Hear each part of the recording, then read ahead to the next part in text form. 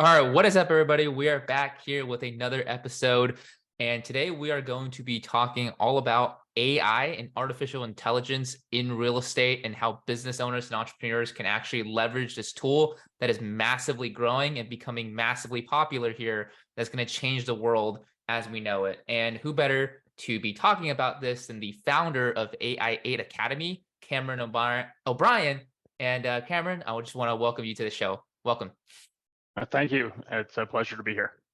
Yeah, I am really excited about this interview, and I'm ready to learn and dig in. But just for our audience out there who don't know who you are or kind of wondering like what your background is and how you got into AI and training agents and entrepreneurs how to use the language and talk to the AI. Would you mind kind of just giving us like a little bit of background and how you got into this and how you were so fast to kind of take advantage of this opportunity to start teaching people how to actually capitalize on it? Of course, absolutely. I mean, for the last several years, I've been into programming and all that blah, blah, blah tech stuff, but not to jump into that too much detail. There's no sense doing that. But really, um, AI has become more accessible since November when OpenAI kind of released their ChatGPT model, which most people know about.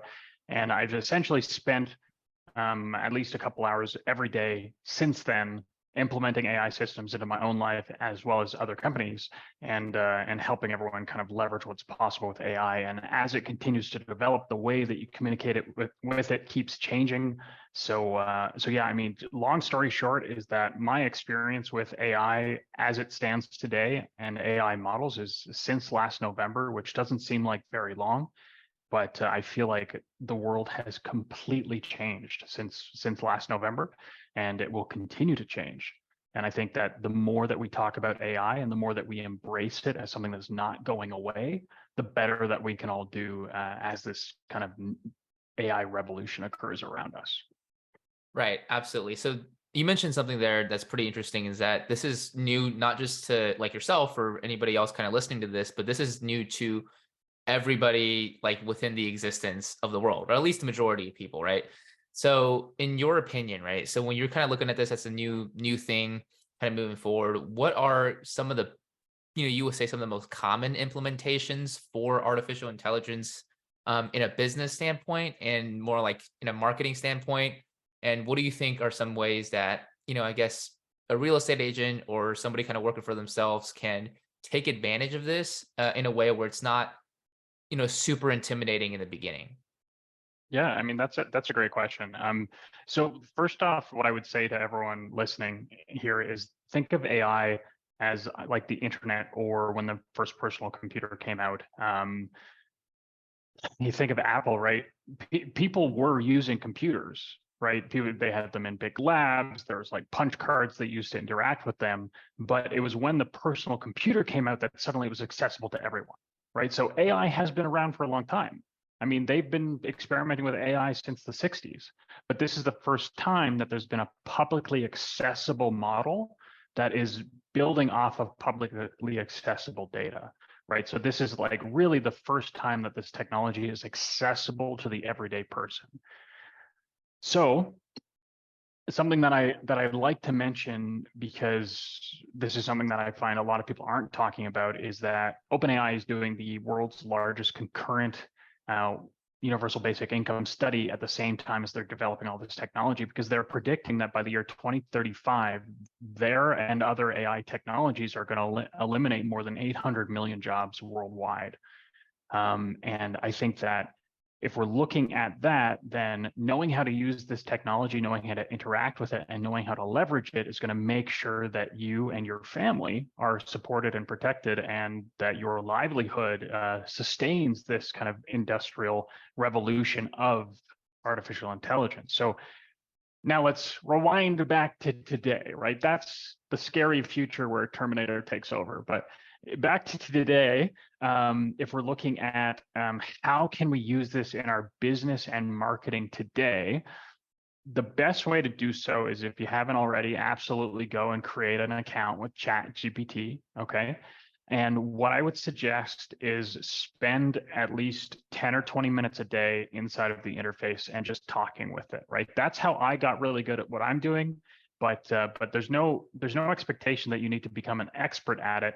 But just like when the first personal computers came out, you just want to start playing around with it, familiarizing yourself with it. So when it starts to become more commonplace, it's not like a shock or a surprise to you. So the best way that I would suggest leveraging it is to use it as an expert reference.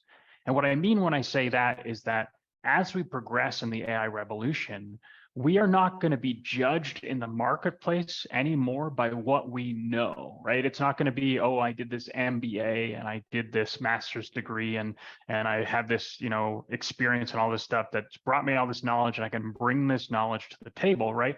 It's not going to be that, because we're all going to have access to the same level of information at the touch of our fingertips, like the internet, but even easier because you don't even have to search for it. You just have to ask for the right thing. So being able to ask the right questions is the thing that's going to set you apart in the marketplace, right? Asking the right questions.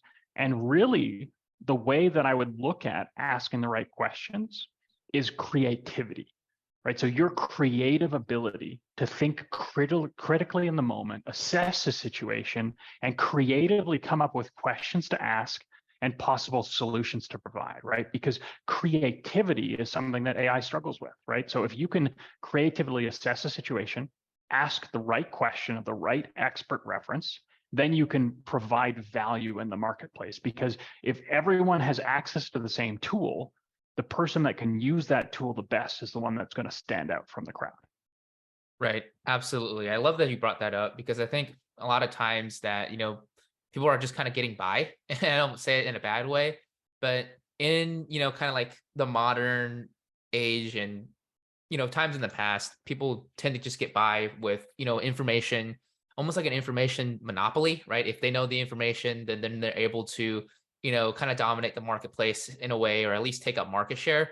But what you're saying is this is completely kind of changing that dynamic. And instead of, having information and using that as kind of leverage for being able to provide value to the marketplace, it's more about how to organize information that is out there that anybody can really access, and how you're able to kind of turn that into something that's useful, right? So basically putting information together and using that kind of creative or imagination factor, if you will, to combine them into certain things where it's actually going to provide value and add value to people's lives.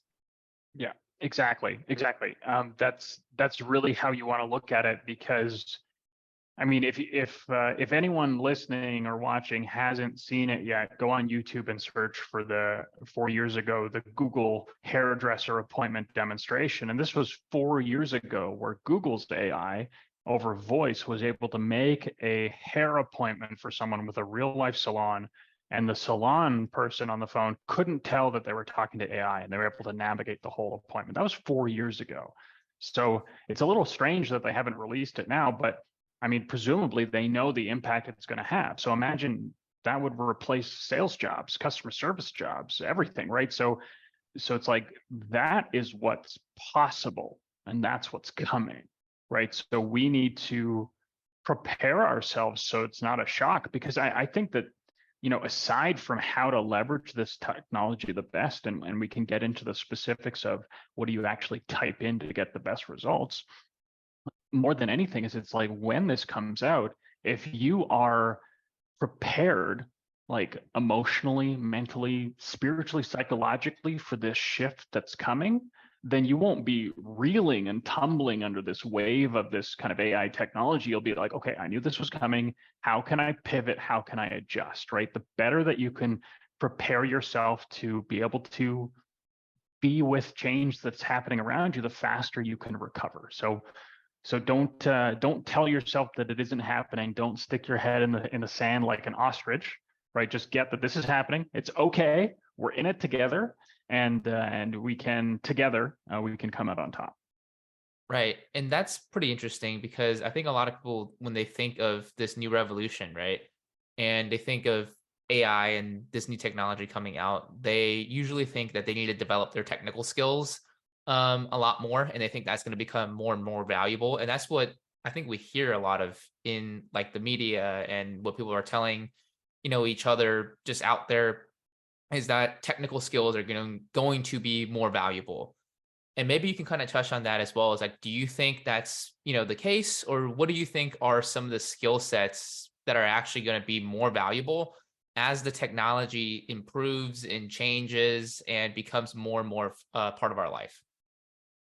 Yeah, I mean, so that's a great question, and without getting too technical, the example that I will give is like a web developer. So like someone that actually writes the program for a web application or a website or something like that, right? So ChatGPT into the OpenAI API can absolutely write that code, right? But your average person right now doesn't know what to ask for to get the right code, right? So they still need they still need to talk to someone who understands programming to know what language and terminology to use to ask the AI for that information. And then they, at this point, the AI technology doesn't have access to the website to implement the code. So then they need someone to implement the code, and then someone who understands that's able to debug the code to make sure it works properly, right? So because right now it's just a language model, but will that change? Of course it will change, right? So I think that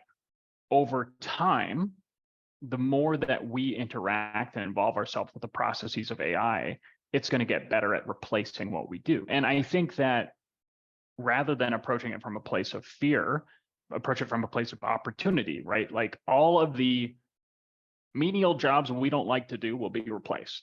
And then AI will also create new job opportunities that we can't even fathom right now. We can't even create what these are going to be, probably for the betterment of humankind, or playing video games in the metaverse all day, which either one. So, but in terms of skill sets, I think the thing that is really going to separate us from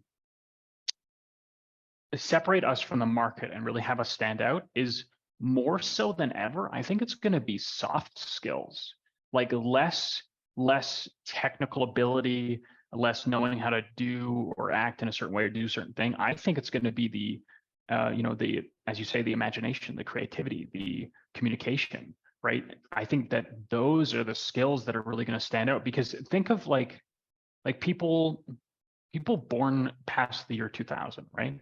Like for me, I grew up until the age of 10. There were no computers, right? There was no personal computer. There was no internet, right? I mean, in my house, there was personal computers around, but the internet came out when I was a young kid, right? So I didn't have exposure to that. So I was later to the game. Whereas people that are born after the year 2000, technology, internet, it's normal, right? So it's easier to kind of accelerate in that environment. Never mind people born today where AI is normal and part of the game, right? So if we look at that, there's also going to be this, right? Like if we look back to babies born in the pandemic and children that went through that pandemic, there's a massive implication on their confidence, on their ability to communicate, right? Some children are still wearing masks as a form of comfort, right? Because they just got used to that. So it's like, when there's a metaverse, when there's a environment where you can just be in your avatar character, almost like, I don't know, like Ready Player One, that movie, right? When something like that exists and people are raised and born in that environment, and that they have never learned the skills of how to interact outside of that virtual world, when school, friends, everything is inside of there, the people that can still hold real world conversations and have the soft skills to really build relationships outside of that virtual environment, are really going to be the game changers in business going forward. Because I think that the more that this kind of technology becomes more advanced and more normal, being able to, like, the better that you are without the tech. Like if you can take off your headset, put down your phone, close your laptop, the higher you can perform with the fewer tools, the better you'll do with the tools available to you. That's a great statement. That's actually a really good way to actually just put it. Is that the better you do without the tools, the more advanced you'll be when you actually have the tools, right? It's just like if you want to think about, the way that, we kind of function, you want to put us all on an equal playing field by taking everything away. And then when you're given the same tools, the ones who develop those skills without the necessity of, having the tools to either, lay on or kind of fall back on, those are the people that are really going to take the most advantage and find the most value out of all of these technical tools that are, growing, changing, and improving. So I'm really glad you brought that up, because that's what I've always thought as well. And that's just validation and confirmation, because I think too many people with this kind of technology revolution and all this change, which is good, and they are all recognize it, and a lot of people are excited about it, but they're not thinking about what kind of skills they need to develop. And they're really kind of thinking almost on the opposite spectrum of what they need to be doing and working on, improving on, and what are going to be the skills that are really going to be valuable moving into the future. I think for younger people, it's a really good topic to actually to develop and dig deeper into. 100%. I love what you said there because people are so focused on what AI is giving us, but it's important to remember what it's taking away, right? Even for me, I've noticed that it's really important that I don't always go to the AI for creative ideas, that it's important that I still practice my brainstorming skills. Because I noticed that after a few weeks of relying and counting on the AI to come up with ideas for me, I'm slower to be able to do it myself. So I'm like, okay, whoa, I'm noticing something in the psychology here. So I need to find a balance between using the AI to simplify repetitive tasks and behaviors, but when it comes to the creative thinking, the critical thinking, to really come to the AI already with some ideas. So it kind of knows the track that I'm heading down. And we work as a symbiotic partnership rather than it's kind of taking over for me.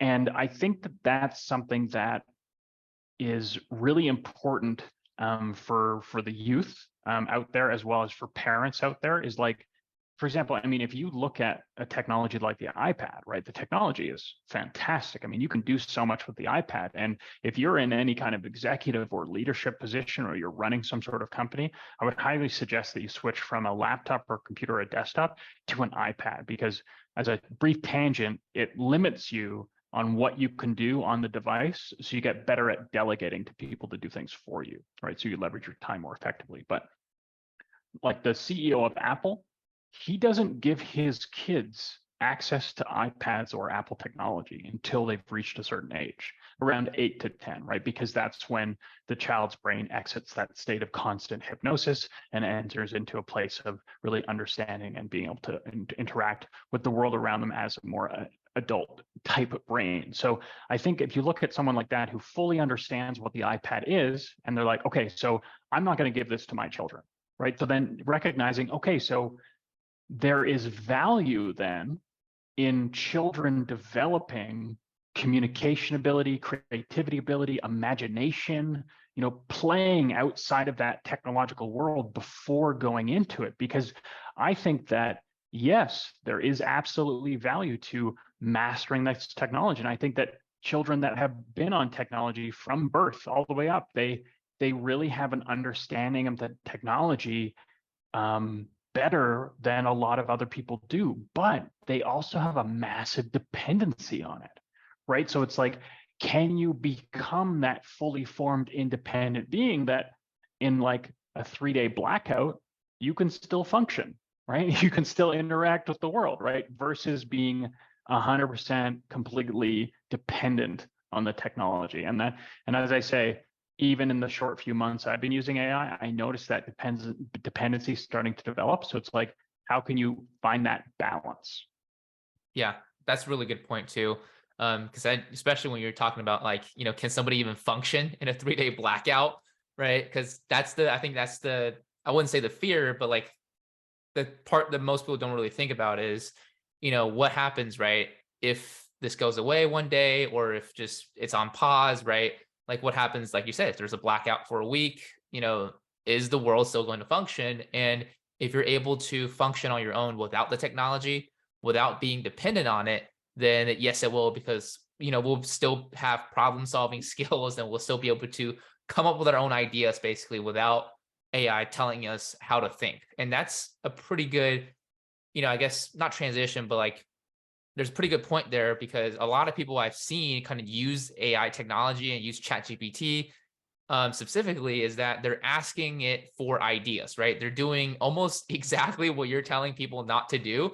And that is, they are asking it to give them creative ideas. And that is one of the, I think, one of the most popular ways that people are actually using that. So what would you, I guess, what would you say to that? Like, how much should people use it for? And, in your opinion, like, should they be using it for that, or should they be using it in a different way where you come up with a list of ideas and then ask the AI to expand on it using the information that it has?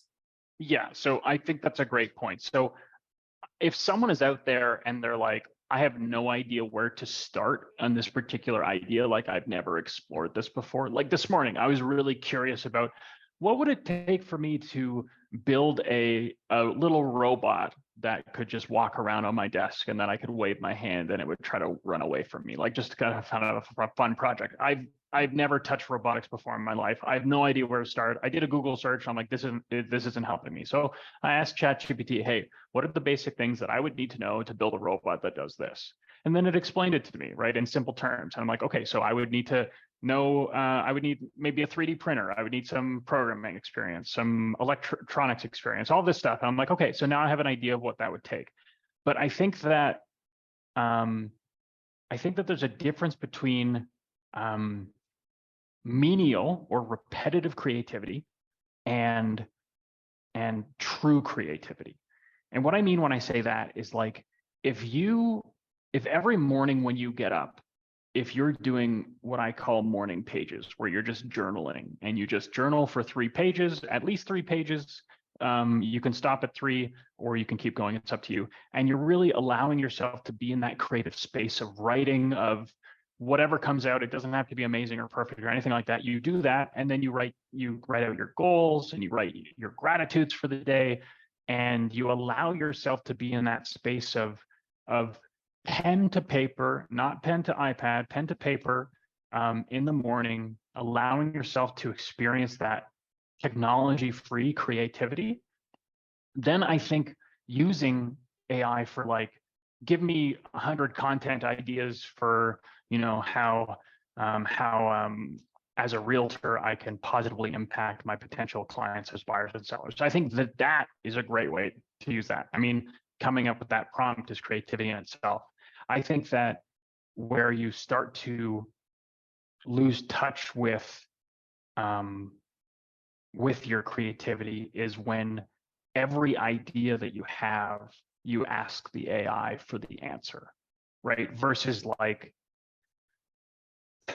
just doing that journaling in the morning and staying in tune with who you are as a person. And that's why I think that it's such a different conversation than just what are the best prompts to ask. It's how is this technology actually impacting us as human beings, and how can we stay in touch with that humanity, right? So I'm absolutely not shooting down at all getting 100 content ideas, helping it write blog posts for you and all that stuff. I think that that's a great idea, and I think that for me, I leverage AI to help get the creative juices flowing. Okay, so if for whatever reason I don't know what to do, I have no idea where to start, I'll ask ChatGPT. Or if I'm in a brainstorming session and I hit a snag or a wall, I'll go to ChatGPT and say, hey, this is what I have so far. Where do you think I could take it next? So using it as an assistant when you get stuck to help you overcome that hurdle is the best way to use it, versus counting on it for every step of the creative process. Does that make sense in terms of where to and where not to use it in the creative process? Yeah, it makes perfect sense, actually. And even when you were explaining the story of, you were looking to build a little robot, and that was, that painted a perfect picture, because when you had the idea to build a robot, you didn't ask, Chat GPT, hey, I just woke up, what should I do today? Right? You didn't ask it for directions on how you should think and where you should move forward. You came up with the idea that will actually add value to your life, whether if it's just, for recreational purposes or for actual, functional purposes, whatever it was. You came up with the idea yourself based on your experiences and knowledge, and what you want to do and how you see the future is going to move, with that added piece to your to your life. and then you ask the AI for information on how to actually proceed with the process, right? So it's more, you should never ask, ChatGPT why, but you could potentially ask, like what or how questions. And I think that's where it comes in, because these are like, you would think of it like three different layers of doing things. Is, why is the very deepest layer, and then it's the what, and then it's the how, right? So you Mhm. kind of want to move in that ladder. I don't know if that made any sense. Yeah, I mean, absolutely. I mean, to kind of compare artificial intelligence to humans, right? 95% of what we do is based on our subconscious mind, which is often the why, right? And we don't even know what our subconscious mind is choosing, which is why gratitudes in the morning, I am affirmation goals, and all that stuff is so important, because you're kind of reprogramming or deprogramming the default operating system you've been given, right? So if you're looking at AI to define your why, you're limiting yourself as to what's possible. Because I would bet that if you have a question of more of a why, I think that you would find a better answer from 20 minutes of meditation than you would from 20 seconds of ChatGPT. Um, but that's my personal opinion on that. Um, yeah, and then I think that when it comes to the why and how do I live, I think that that's the dangerous territory, and I think that that's why, right now the U.S. government has denied the testing allowance for Elon Musk to test his Neuralink in humans, right? Because I mean, it's one of those things where when you have a AI connected, Wi-Fi connected chip in your head, um, we have no idea what the implications are on our subconscious mind or unconscious mind, as well as for any conspiracy theories out there, what is being fed into our subconscious mind, right? Whatever. I think that idea of remembering that, who are we without the technology, right? And who are we when we step away from the technology? And what skills do we develop when we do distance ourselves from the technology? And if you're one with the technology, how do you do that? Can you? Right. So that's, I think, the question. Right. I mean, that's just crazy to me. The entire idea of, merging yourself with the technology, like almost like, like becoming cyborgs, right? I think that's the wrong way to use all this new stuff coming out. You have to treat it, and I think you'd agree with this. You have to treat it as, like you were saying, an assistant or a tool that you have to use, right? So Yeah. ChatGPT is not replacing a part of your brain. You have to see it not as like a part of your body, but more so as like a wrench or a bottle of Yeah. water or something like Absolutely. that. And I think that people could argue that, well, Neuralink is that, right? Because the intention of it right now is they're able to cure paralysis with Neuralink, reconnect the limbs to the brain. And the kind of humorous but apt example would be in the Spider-Man movie with Dr. Octavius, where he has the arms attached, and there's a inhibitor chip that is totally unprotected that like gets damaged, and suddenly he's not he's not controlling the arms are controlling him, right? So it's like I mean, there's always going to be two camps, right? There's always going to be people that are like, please put the chip in me, and there's going to be people like, no, I want to be able to step away from technology if I can, right? So Right. and personally, I'm one of the people that I love to use technology. I love taking on the latest technology, but I'm not looking to put any technology into me. Right. I would have to I would have to agree on with you on that Yeah. one as well. But yeah, so in talking about this and talking about like using it as a tool, so let's kind of like talk a little bit more about some of the practicalities of this, and Of course. how to actually use this, as a tool to the best of your abilities. Because I'm probably like more so even on the completely opposite spectrum, where I almost don't see a lot of uses with ChatGPT. I've been using it a little bit more now, but I still don't use it probably even as much as the majority of agents that I know. And I was just wondering, for somebody like, myself, who might not see like as much benefit in it, like what would you say are some things that I could start doing? How should I be using this to kind of better my life moving forward in some of the practical sense on, Okay. making it a Sure. little bit Sure. I mean, to get a picture of that, I have two questions for you. right. So the first question is, what is your favorite way to use it so far? So mostly for me, and I've been using this for the past couple of weeks just to write copy, right? Instagram captions, different things that I normally don't put too much effort into, but I almost treat it like a virtual assistant in a way where it's doing tasks where it can do it a lot faster. And I've Mhm. also used a different AI platform to actually create short videos from longer Okay. videos. So those Perfect. are the two ways Yeah. that I've been using them. Okay, got it. So really the menial tasks that normally don't take much effort but take more time, and you've been able to leverage it for that. Yes, absolutely. Okay, got it. So specifically with like ChatGPT, that platform, where do you feel like it's falling short for you?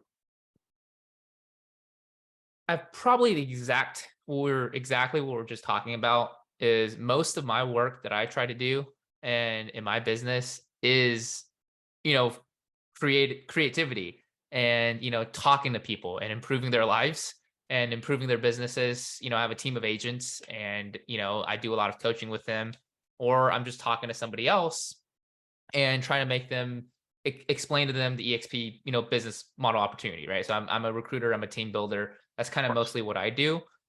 So, and even with my blog, right? So I also write a blog. I I don't use it to write any copy within the blog because there's a certain message that I want to put out there, kind of in my content that don't necessarily feel, an artificial intelligence can replace. And I've actually tried using a different platform called Jasper AI in the previous year, and it did not give me the results that I was hoping for. So that's why I haven't been really using it. But I think most people, when they think about using ChatGPT, is to write content or to, produce copy for their content. Got it, for sure. So what it sounds like to me too is like you're like, okay, so video platform aside, just looking at text-based content, it's really good for like short, snippy stuff, but for the longer content, it doesn't sound like you. Like it doesn't communicate the message. Yep, absolutely. Doesn't sound anything like me. It's not something that I would say. So, Okay, got it. So first, because I have an answer for you, and I'll kind of dive into exactly where I think you could focus on, and where probably other people listening are having trouble with ChatGPT as well. They're probably facing the same thing. The conversation is around data. So if we look at the AI revolution as the equivalent of a gold rush, right? It's not the people that were digging the gold that made the most money, it was the people that were providing the tools, right? This is a story we've heard before, right? So what are the tools in the AI revolution? And the tools is the data, right? So that's why like Facebook, massive data. That's why Elon Musk, who owns OpenAI, also owns Twitter, right? Because Twitter is a massive data set, right? So, and a conversational data set at that. So his conversational platform can get better. So AI performs best when it has data to base its responses off of. Okay. So if you ask your ChatGPT platform, if you or any of your listeners are not currently on ChatGPT Plus, I would highly recommend it. The default model that's available on the free edition, in my opinion, doesn't perform as well as it could. It's more focused on speed, whereas GPT 3.5 legacy version and GPT version 4 are definitely the best for creating long form content. Ultimately, if you ask it to write you a blog post about something, even if you give it the most detail about what you're looking for, it's still going to sound either like a robot or it's just going to sound like a generic corporate blog post that just sounds like no one. It's like some person in the ether who just writes generic content, produce this, and I'm not putting this on my blog because it sounds like a robot, and I want people to know that I care about them and that and that when they join my team, they're joining the team with a real person that's really going to support them, right? So with that said, there is a way that you're able to train ChatGPT to write like you. Okay. So it's using a technique called NLP. And NLP is not neurolinguistic programming. It's in this instance, it's natural language processing. And essentially what you can do is you can, in the ChatGPT prompt, and you can kind of have this saved in a notepad, so you can always go back to it later. What you want to do is Facebook posts, for example. You go back and you find your 3 to 4 to 5, depending on the length, highest performing and highest engagement Facebook posts, or even if you have this metric to track where the most agents found you from these posts, right? Where the most conversions happen. So you take those 3 to 5 posts, you put them inside a prompt, and at the beginning of the prompt, you just say, act as a social media content writer with your name, and this is your intention, and that's where you put the normal stuff that you've already been putting, right? And then you say, base your response by performing a NLP analysis, or a natural language processing analysis, of the following 5 posts. Okay, and then you put your posts in there and you separate them by bullet points, and it says, write the response below. Do so using language not typical of AI. And before starting to write, give me 8 content ideas. Or if you already have content ideas, say, this is the topic that I'd like you to write about. So with that prompt, the way that that's structured, and that's something absolutely that I have available to share if you'd like to leverage it today. You can produce content that scarily sounds like you. Like, to the point of, it'll use emojis as much as you do. It'll use the language that you do. It'll sound like it's coming from the heart, right? Because right now, when you ask it to write a piece of content, it's basing it off the language of the entire world, the entire English language pre-2021, right? In terms of what's on the internet, right? Versus if you can give it 5 content pieces that you wrote, it can write pretty much exactly like you. And then your job as the human being will always be validation. So then you take that result, you tweak it a little bit, but I think that you'll find with that methodology, your ability to write kind of meaningful, impactful posts is going to go to another level. Wow. So that's something I don't think a lot of people know, is that you can leverage it where you're feeding it data, right? You're feeding it data of the stuff that you've written before, whether if it's blog posts in the past, or like you're saying, like Facebook posts, different things like that. And it even can, email marketing, emails that got right. the most response rates, open rates, conversion rates, you can use that to write emails. Right. And then, yeah, so writing emails, I think it's a big one too for a lot of people. They use that to write their, their email marketing, their email copy. And if you feed it that information and tell it to do it a certain way, it'll actually write it in that language pattern. Right? Yeah. Am I correct on that? Absolutely. I mean, if you wanted to, you could go on like Tom Ferry's Facebook page, get his 5 top performing posts, and have it do an NLP analysis on that and write based on that style, right? So it doesn't even have to be your own content. Right. And so that's another good point, is now you can actually take other people's content that you maybe have been practicing even to trying to write like, or essentially sound like in your marketing. And you can just say, hey, I want my content to sound like this. And now really you're able to kind of sound like almost anybody out there, any influencer out there in the world. Absolutely. And if you want it to sound like you, giving it writing of your own is great. But if you look at someone like, say, like Tony Robbins, right? Someone who has a massive amount of content online pre-2021, you could say, write this blog post from the perspective of Tony Robbins, right? Because it can access all of this information. So any influencer that has stuff online pre-2021, you can say, just perform an NLP analysis on the writing style of Tony Robbins, use that style to write a post about blank. So yeah, so that's actually really, really interesting point. And I guess the question would be, would you recommend writing something in somebody else's perspective, or more keeping it in your own perspective? I think it's what your ultimate goal is.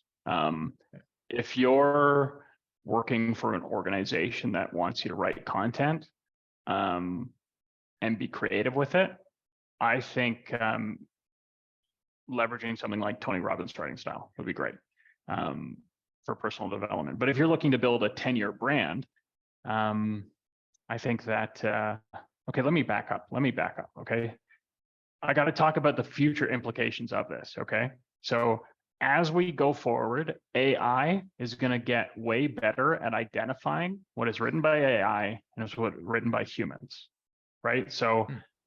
for example, blogs that are started today that perform well under Google SEO 5 years from now won't, maybe a year from now, because Google's going to want to give people the best like created content that isn't created by the AI, right? So I think that right now, like I would recommend leveraging AI for social media content, because social media platforms, they care about engagement.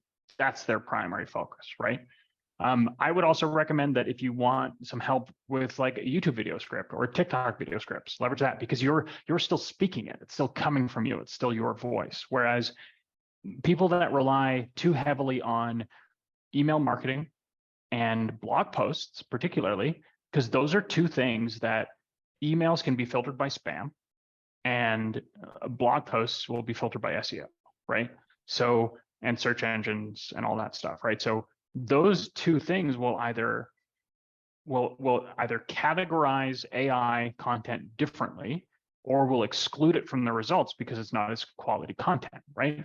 So I think leveraging the AI technology where it's important. And I would say that finding that balance. So like if you're using AI to write your long form Facebook content, because Facebook's all about engagement, but then you're still there like writing a daily email, right, to your list and getting creative with that. Even if the AI is helping you come up with 100 content ideas, take a content idea and write it out yourself, right? Do that exercise, because that copywriting skill is going to disappear, right? And you could say, give me 10 emails on these topics written out in the style of Tony Robbins or the style of Grant Cardone or whatever it is you want, and read those emails, put them aside, and then sit down and from what you just read, write it out.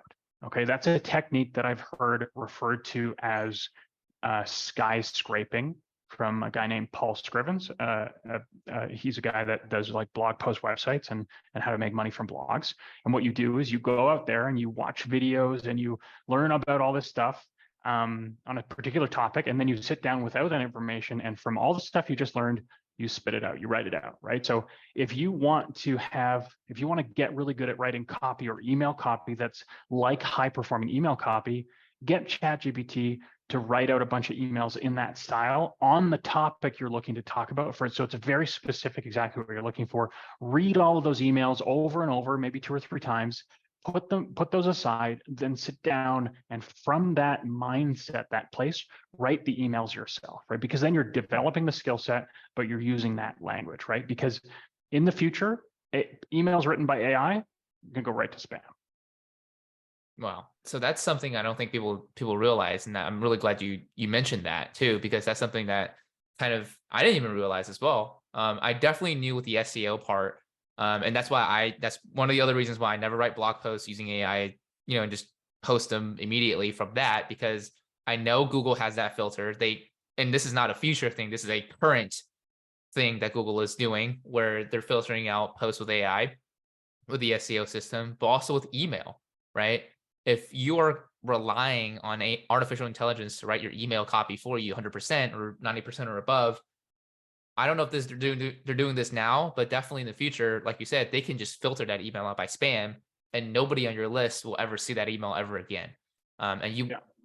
I mean, you'll notice eventually, but you might get too dependent on that, and might not know what to do. So that's actually a really good point. Yeah, and I mean, if you're familiar with any kind of DMARC or DKIM filters on the domain level, like if you're sending out a lot of emails, your domain could get flagged like internet wide as a domain that AI comes from, right? Because think, as AI develops and There's going to be an AI that can write the email, then an AI that sends the email, then an AI that converts on the click, and all of that stuff. When that happens, those types of systems are going to be treated differently.